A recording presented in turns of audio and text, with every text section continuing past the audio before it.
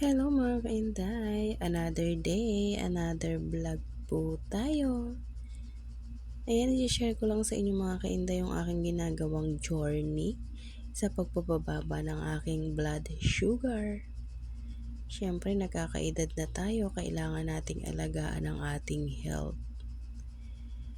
At ayun, meron tayong high blood sugar tayo mga kainday, kaya imbis na uminom tayo ng ating medicine, sabayan natin yan ng exercise para mabawasan ang ating blood sugar. And then, syempre, bawas-bawas din tayo sa rice. Kasi rice daw yung mas maraming contribution sa pagpapataas ng blood sugar. Kaya kailangan natin gawin to para sa ating kalusugan, hindi yung kainday. Kailangan nating mag-exercise para sa ating good health. Ayan.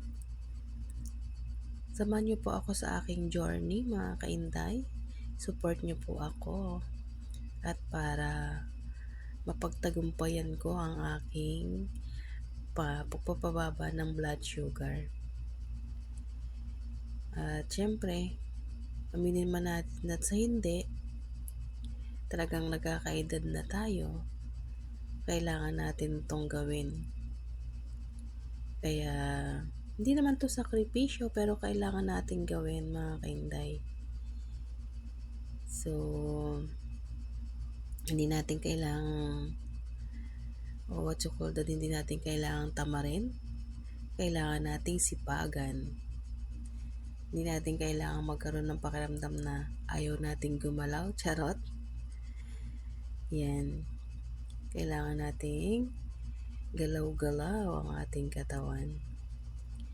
So, please support me mga kainday. And syempre,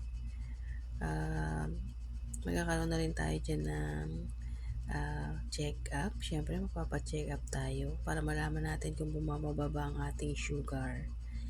Pero, di ba, mga kainday, kihalata nyo naman at makikita nyo naman na medyo nababawasan.